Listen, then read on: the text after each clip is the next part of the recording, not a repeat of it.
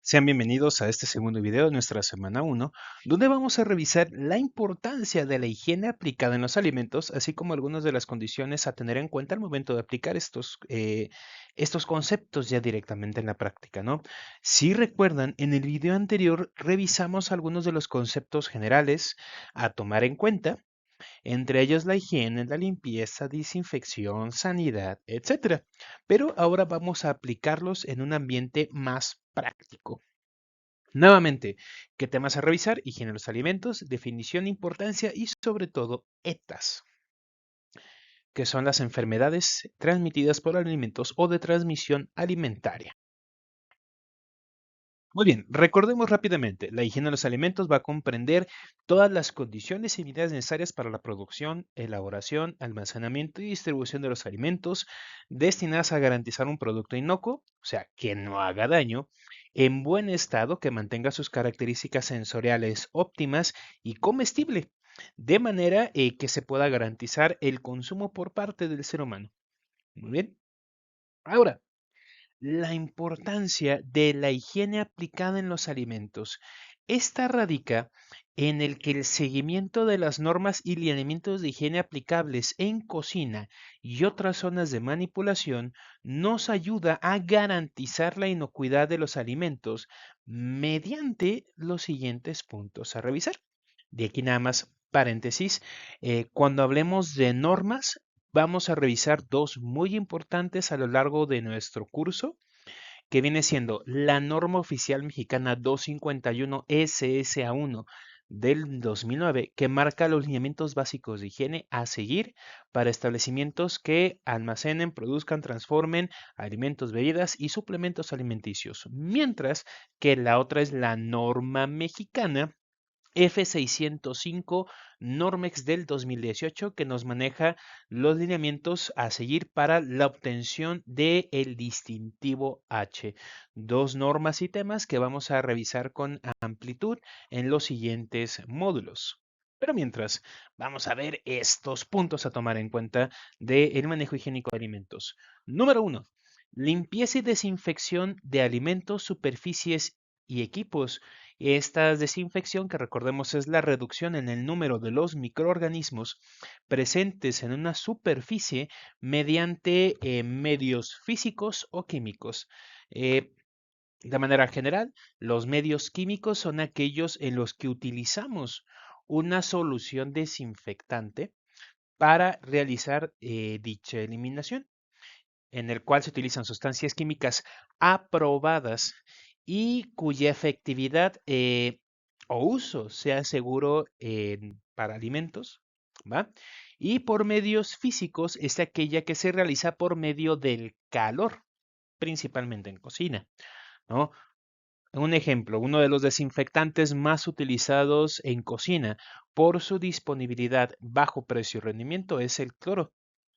Pero ojo, cualquier desinfección química o que se realice mediante el uso de estos desinfectantes se debe realizar siguiendo las instrucciones del producto químico a utilizar. Si hablamos de cloro, es aquella que se realiza mediante la disolución de hipoclorito de sodio en una cierta proporción de agua. ¿Cuál es el problema aquí? Que toda la solución, todos los productos o las marcas que podemos encontrar de cloro en el mercado mantienen concentraciones diferentes y sus usos son distintos. Hay unos que, como Cloralex o Clorox, están destinados al uso casero, eh, tanto para la limpieza y desinfección de pisos, superficies como alimentos, pero hay otros que están dedicados más hacia un uso industrial, que vienen más concentrados. Entonces, esta preparación de solución desinfectante siempre se tiene que hacer siguiendo las instrucciones del producto a utilizar. Mientras que la desinfección por medios físicos, pues es la aplicación de calor, tanto seco como húmedo. Cuando desinfectamos, por ejemplo, los biberones, ¿qué hacemos? Los servimos en agua. Cuando quiero desinfectar mis frascos para generar o para envasar mermeladas, compotas o diferentes tipos de conservas, los desinfectamos a baño María, al vapor o directamente en el horno con calor seco, ¿no? Entonces, estos medios físicos o químicos que utilizamos para la reducción de los microorganismos en la superficie o en el alimento podemos tenerlos ahí. Ahora, manejo correcto de los alimentos durante las etapas de recepción, almacenamiento, transformación, servicio y transporte. Para que nosotros podamos garantizar la inocuidad de los alimentos en un ambiente ya práctico, necesitamos cuidar todas estas etapas. Desde que yo recibo el alimento, mis materias primas en almacén, tomando en cuenta los criterios de recepción marcados por la norma 251, ¿no? ¿Cuáles son las características sensoriales que debe tener? ¿Cuál es la temperatura a la que deben de presentarse? ¿Cuáles son las condiciones del empaque? ¿No? No van a ser las mismas temperaturas que yo requiero, por ejemplo, para la carne fresca de res que para la carne fresca de cerdo o para las carnes congeladas o incluso para los productos lácteos pasteurizados eh, y ultrapasteurizados, etcétera. O sea, cada materia prima tiene condiciones de recepción que hay que cuidar y revisar. ¿No? Almacenamiento, chido, ya recibí la materia prima, está en buen estado, ¿cómo la voy a almacenar? ¿Cómo voy a asegurar que se mantengan estas características durante el mayor tiempo posible antes de que yo los procese o o los transforme? ¿No? Entonces, son cosas o son puntos que vamos a revisar más adelante ya cuando estemos hablando de las normas, pero es importante que todas estas condiciones de higiene se mantengan o que los cuidemos en todas estas etapas. ¿Por qué? Porque si yo no cuido estos puntos en el proceso de elaboración, yo recibí muy bien el producto, vi que tuvieran todas sus características, lo almacené de forma correcta, pero si no lo proceso bien, si no le brindo una cocción adecuada, si descuido la exhibición del alimento, ya sea en mi mise en place o en zona de buffet, pues puedo favorecer un riesgo de contaminación, ¿no? Entonces, es por esto que en todas estas etapas tenemos que tomarlas en cuenta. Ahora, otro punto, transformación, que es cuando nosotros generamos mediante procesos mecánicos o físico-químicos la transformación o la preparación de mi alimento, de su estado bruto o de la materia prima, como yo la recibí o la almacené, en un producto terminado, ¿no? ¿Cómo voy a procesar yo, por ejemplo, los filetes, ¿no? Si yo voy a preparar filete de res, ¿cómo lo voy a limpiar? ¿Cómo lo voy a almacenar, porcionar y cocinar? Si yo tengo un ribeye, que por las condiciones y características de la carne, que sabemos que es una carne de primera calidad, se debe de cocer mediante métodos de cocción secos y relativamente rápidos. No lo voy a someter a una cocción en olla express porque perdemos sus características, ¿no? De igual manera, si a mí me lo dan de almacén debidamente rotulado y empaquetado, debo de almacenarlo en refrigeración en lo que lo proceso y no lo voy a dejar afuera las 6, 7 horas que dure el servicio, porque entonces el alimento entra en zona de riesgo y puede disminuir su vida útil. Lo mismo la parte del servicio, cómo voy a servir y a transportar el producto. Que aquí vamos a hablar un poquito más adelante de lo que es la cadena de frío, de las condiciones del empaquetado, ¿no? Entonces, el manejo correcto de los alimentos y el seguimiento de estas condiciones de higiene nos ayuda a garantizar que el alimento no represente un riesgo en todas sus condiciones o etapas de elaboración.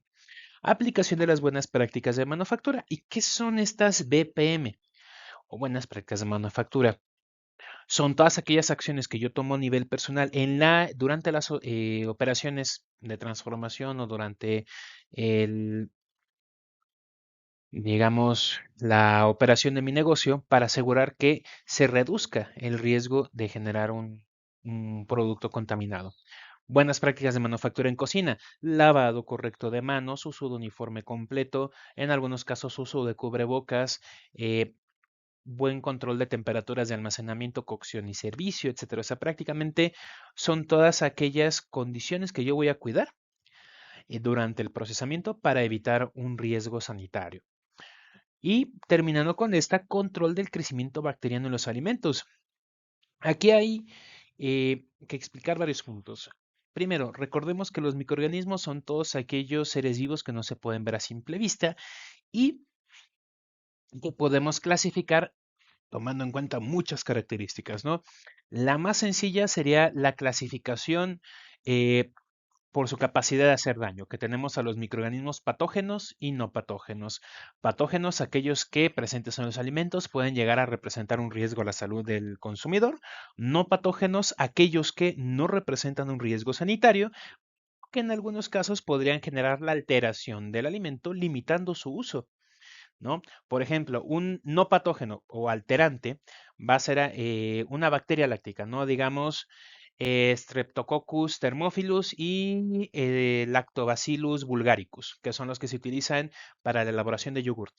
No me representan un riesgo, pero su presencia en la leche puede generar ácido láctico, lo que transforma la leche en yogur o la acidifica. Que dices, chido, para un yogur, para una eh, crema acidificada funciona, para un queso. Pero si yo quería la lechita para mi café, pues ya no funciona tan bien, ¿no? Entonces, no representan un riesgo, pero sí generan cambios sensoriales en el producto. Otra forma de clasificarlo sería por sus requerimientos de oxígeno, por su temperatura óptima de crecimiento, entre otros, ¿no? Eh, que ahorita pues, no es para el objetivo al que va dirigida esta grabación. Ahora, la siguiente, zona de peligro de temperatura. Esta zona de riesgo es un rango de temperatura en el que es más probable o factible que los microorganismos puedan crecer o reproducirse en un alimento. Y, ojo, esta zona de peligro va de los 4.4 grados Celsius hasta los 60 grados. Dependiendo de la bibliografía que estemos manejando, se manejan de 4 a 60 o de 5 a 60. La NOM 251 maneja de 4.4 o de 4 a 60 grados. Pasa por debajo de los 4 grados, los microorganismos no se mueren, pero su tasa de crecimiento se ve reducida. O sea, siguen vivos, pero se reproducen a un ritmo más lento. ¿Y qué pasa arriba de los 60? Ya inicia una muerte de microorganismos. Ahora, el tiempo estándar que se recomienda como límite que un alimento se encuentre en esta zona de riesgo es de 20 minutos. ¿Por qué? Porque es el tiempo estándar que la mayoría de los microorganismos requieren para poder crecer o reproducirse en un alimento. La mayoría de las bacterias se reproducen por bipartición o fisión binaria. ¿Qué es esto? Que de uno tenemos dos. Este proceso se da en la mayoría, como decíamos, en 20 minutos. ¿Qué es esto? Que si yo tengo 4 bacterias en mi alimento, en 20 minutos voy a tener 8, en otros 20 voy a tener 6 y así consecutivamente. ¿Sale? Entonces es por esta razón que, uno, hay que mantener los alimentos fuera de la zona de peligro y en caso de que estén en estas, se mantengan en un tiempo máximo de 20 minutos para asegurar la inocuidad e integridad del alimento. Esta es una de las razones por las cuales es importante conocer y seguir la cadena de frío. La cadena de frío es el proceso por medio del cual el alimento, durante todas sus etapas de almacenamiento, transporte o distribución, se mantiene una temperatura constante, justamente fuera de la zona de riesgo. ¿Y qué pasa arriba del 60? Pues los microorganismos empiezan a morir. Hay algunos que son más resistentes que otros, pero generalmente, para la gran mayoría de los patógenos, a partir de 60 grados, es un poquito más difícil que puedan crecer o reproducirse en el alimento. Ahora, ¿qué son las condiciones de crecimiento? Lo que conocemos como el chato. Comida, humedad, acidez, temperatura y oxígeno. Eh, estas representan las condiciones que los microorganismos van a necesitar para poder crecer, ¿no? Digamos, comida, los microorganismos, dependiendo del que estamos hablando, van a necesitar o carbohidratos o proteínas para poder, en su mayoría, poder crecer en un producto. Humedad, entre más agua libre exista en el alimento, es más factible que estos puedan crecer. O sea, entre mayor humedad tenga el producto, es más fácil propiciar su desarrollo. Pensemos, la carne fresca se echa a perder más rápido que la cecina o que la carne seca. ¿Por qué? Porque la primera tiene una cantidad de agua libre muy alta, mientras que en la siguiente se les ha retirado una cantidad de agua libre por procesos de deshidratación o de secación, ¿no? Acidez. La acidez, recordemos que en los alimentos se va a venir en una tabla que se conoce como tabla de pH, que va del 0 al 14 pasando por el 100, donde entre más cercana sea al 0 es más ácido, entre más cercano sea al 14 más alcalino, siendo el 7 un pH neutro. La mayoría de los microorganismos patógenos en los alimentos dejan de crecer a partir de un pH de 4.5 o inferior. Uno de los más importantes a tener en cuenta en estas condiciones es el Clostridium botulinum, que se puede encontrar en productos cárnicos, conservas y alimentos enlatados mal elaborados, mal procesados y que pues puede generar una intoxicación severa en el ser humano, ¿no? Entonces, si un alimento tiene un pH relativamente ácido de 4.5 menor, es un poquito más difícil que los microorganismos puedan crecer en él. Temperatura y tiempo, lo que veamos ligado a la zona de riesgo. Si os dejo un alimento en una zona de riesgo durante mucho tiempo, va a ser más factible que pueda favorecerse el crecimiento de los microorganismos. Pensemos un sándwich paseado, ¿no? No sé si alguna vez se los llegaron a dejar a usted, os les llegaron a dar esto cuando eran chiquitos, pero un sándwich todo aplastado, que tu mamá o tu papá te lo hacía con mucho amor y cariño, tú lo metías a la mochila y te lo llevabas de paseo, de tu casa a la escuela y de la escuela a tu casa. Y a las 7 de la noche o a las 6 de la tarde, que ya sacabas tus cosas para hacer la tarea, y decías, ¡ay, mi sándwich! No me lo comí. Y agarrabas y vas para adentro, ¿no? El problema, ese alimento ya estuvo en una zona de riesgo durante mucho tiempo y pudiera haber representado un riesgo sanitario, ¿no? Entonces, temperatura y tiempo son conceptos que van ligados tanto entre ellos como a la zona de riesgo. Por eso es que siempre que transportemos alimentos perecederos, hay que garantizar que se encuentren por debajo de los 4 grados o que se mantengan estas condiciones de la cadena de frío. Y por último, oxígeno. Muchos microorganismos patógenos son microorganismos aerobios que significa que van a crecer en presencia de oxígeno. Pero ojo, dentro de estos también tenemos los anaerobios que crecen en ausencia de oxígeno, pero que también vamos a tener los que son estrictos y facultativos. Estrictos que solo crecen en un medio y facultativos que pueden crecer en ambos, ¿no? O sea, tanto en presencia como en ausencia de. Pero aún así, algunos métodos de conservación, por ejemplo, el vacío y las atmósferas modificadas pueden ser medios adecuados para alargar la vida útil del producto, ¿no? Entonces, estas son algunas de las condiciones en las que pues podemos llevar a cabo la higiene de los alimentos durante el proceso de producción. Ahora, en concordancia con la norma 251, vamos a revisar algunos conceptos importantes. Elaboración. Esta implica la transformación de un producto por medio del trabajo para determinado bien o consumo. O sea, la elaboración es cuando yo genero la transformación del alimento de su estado bruto de la materia prima en un producto terminado. La manipulación es la acción de regular y dirigir materiales, productos, equipo y máquinas durante las operaciones de proceso, con operaciones manuales. O sea, la elaboración es la transformación, mientras que la manipulación es el control de todas las operaciones de elaboración que voy a seguir o que voy a llevar a cabo para obtener un producto terminado. La contaminación cruzada es la contaminación que se produce por la presencia de materia extraña, sustancias químicas o agentes biológicos procedentes de una etapa, un proceso o un producto diferente. Más adelante, cuando veamos qué es la contaminación y cuáles son los tipos, profundizaremos un poquito, pero la contaminación cruzada es aquella que se da entre operador alimento, alimento alimento o alimento equipo. Me explico. Yo estoy trabajando quizás con pollo crudo. No me lavo las manos y empiezo a preparar verduras frescas, ¿no? O empiezo a generar el montaje y porcionado del pollo cocido.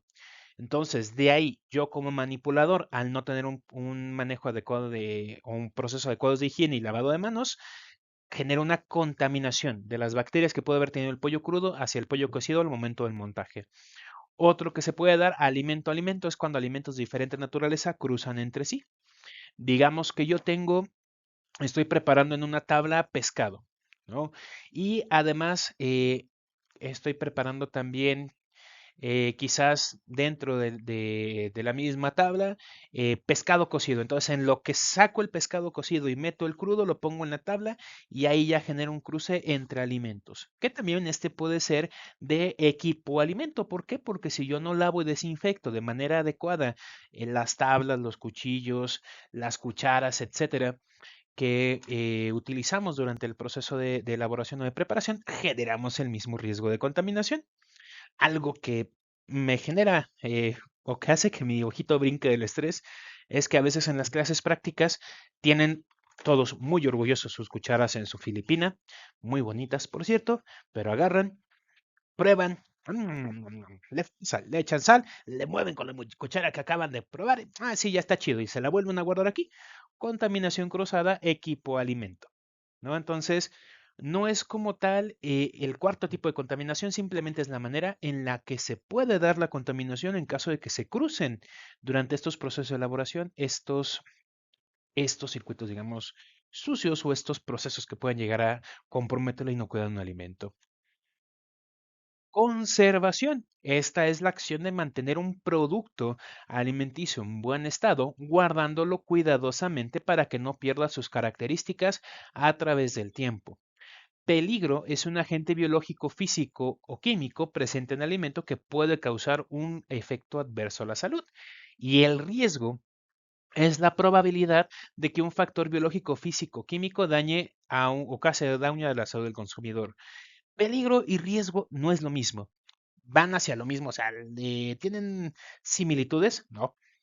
En este punto que causan un riesgo o que pueden llegar a causar un daño hacia mis consumidores, pero el peligro es un agente físico, químico, biológico que ya está ahí. El riesgo es la probabilidad de que este factor cause un daño. Tomemos el ejemplo. Sabemos que los microorganismos patógenos son un peligro, ¿no? Digamos que yo estoy, o yo no, algún operador está enfermo del estómago, dice, ay, pues nada más es un poquito de chorrillo, no pasa nada. Y así va directamente a preparar alimentos. Él es un peligro biológico porque está enfermo y es un foco de contaminación a todos los productos que elabore o que procese, ¿no? Ahora, un riesgo es la probabilidad de que este peligro, de que este personal enfermo manipule los utensilios, los alimentos o directamente sirva hacia el comensal y que éste se vea afectado por esta situación. O sea, un peligro es algo que ya está, es algo que va a generar daño, mientras que el riesgo es la probabilidad de que esto pase.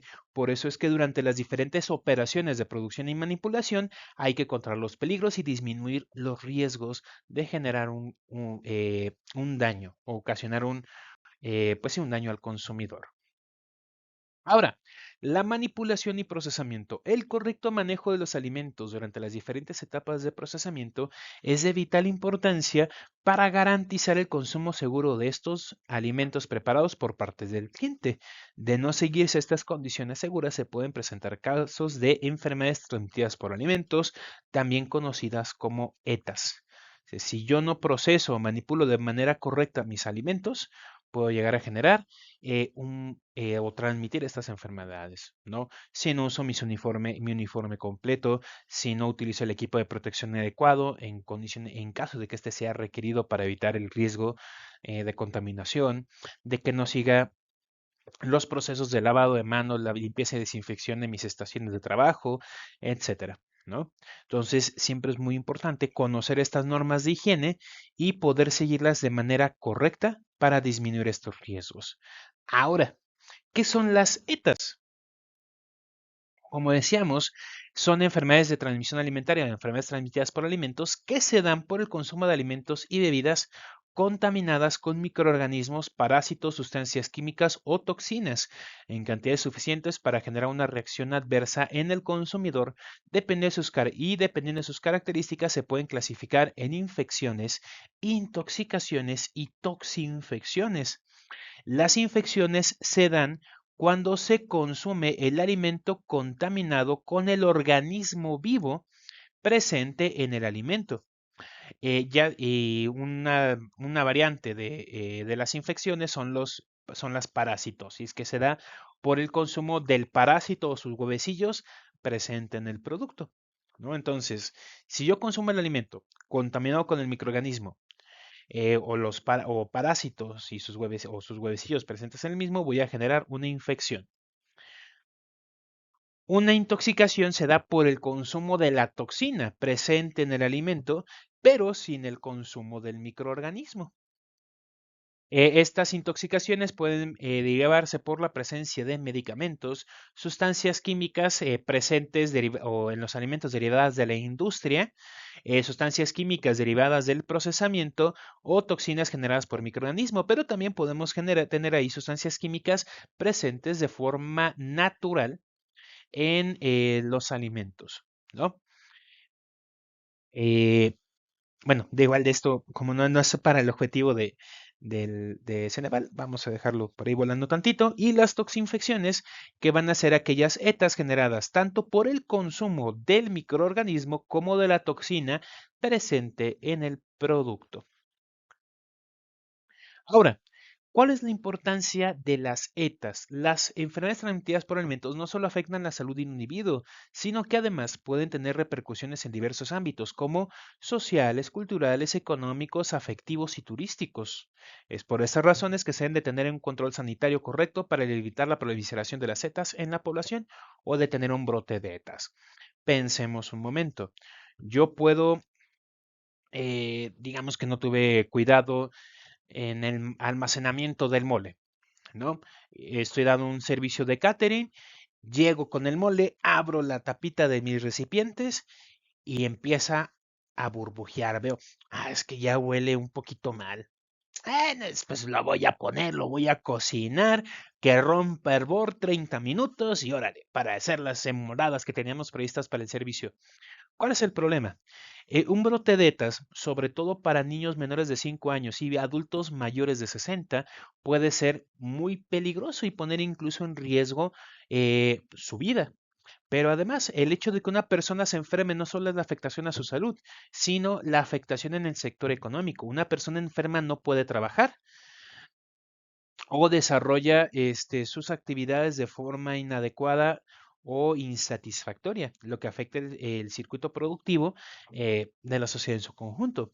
Otro punto, la persona o el Estado tiene que gastar recursos para poder controlar ese brote de tos o para regresar a la población a su salud óptima, ¿va? Lo malo es que no encontré ya la imagen, pero quienes sean de la Ciudad de México sabrán que antes en Ciudad Universitaria existía un lugar de alimentos que se conocía como el pasillo de la salmonela, por obvias razones, ¿no?